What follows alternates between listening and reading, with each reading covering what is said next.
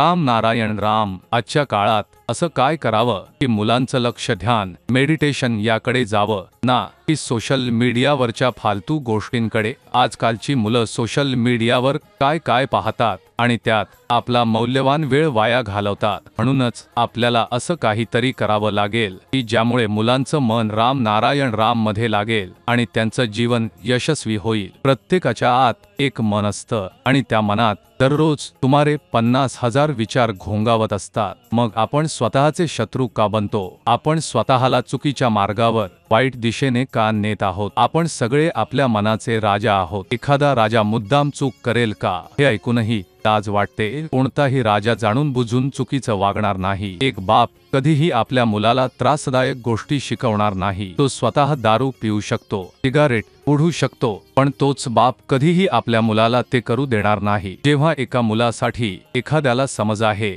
तेव्हा तीच समज स्वतःसाठी का नाही? आपण स्वतःसाठी आपल्या विवेकाचा आवाज का ऐकत नाही? प्रत्येकाने आपल्या विवेकाची गोष्ट ऐकावी आणि तिला मान द्यावी। जर एखादा माणूस स्वतः समजूतदार झाला तर पुढील पिढी आपोआप समजूतदार होईल। आपल्याला आपला विवेक ऐकणं खूप आवश्यक आहे, कारण हाच आपला अल्लाह आहे, खुदा आहे, गॉड आहे, आत्मा आहे, ईश्वर आहे। तर आपण त्याचा आवाज का ऐकू नये? आता कल्पना करा की एक नवजात बाळ नुकतंच जन्मलं आहे। डॉक्टरांनी त्याला आंघोळ घालून त्याच्या आईच्या शेजारी झोपवलं आहे। आता जर नर्स आली आणि त्या बाळाच्या तोंडात कडवट निमाची चव दिली तर ते बाळ ती चव स्वीकारेल का? बिलकुल नाही। फॅक्टोरियल ते तोंड हलवेल पण ती चव घेत नाही। पण जर तिला मध दिलं तर ती लगेच चाटेल। तर जर नवजात बाळालाही इतकी समज आहे आणि तो आपला विवेक ऐकत आहे तर आपण मोठे आणि समजूतदार तून सुद्धा का नाही आपल्या विवेकाचा आवाज ऐकत?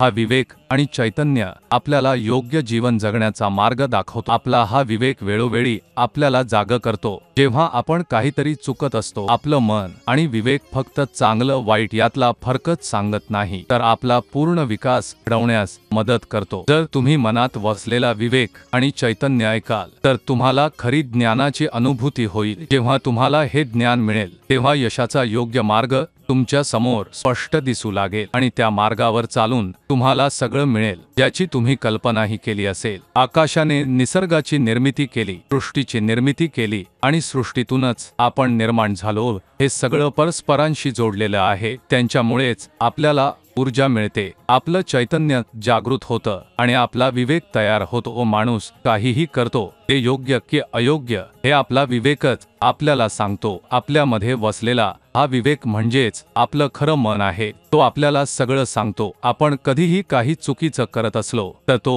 विवेक आपल्याला सावध करतो, हे चूक आहे, हे करू नये। राम नारायण राम हा एक असा बीज मंत्र आहे जो तुमच्या जीवनात अर्थपूर्ण परिवर्तन घडवतो। आजवर लाखो लोक या नावाशी जोडले गेले आणि त्यांनी आपलं जीवन बदलवलं, त्यांनी जीवनाचा खरा अर्थ ओळखला। मग तुम्ही अजून कशाची वाट बघता? जेव्हा कधी वेळ मिळेल तेव्हा राम नारायण राम याचा जप करा आणि तुमचं जीवन धन्य करा। जर तुम्ही आजपासूनच स्वतःला योग्य मार्गावर नेण्याची सुरुवात केली तर निश्चितच तुमची पुढील पिढीही आपोआप सुधरेल आणि योग्य मार्गावरच चालेल।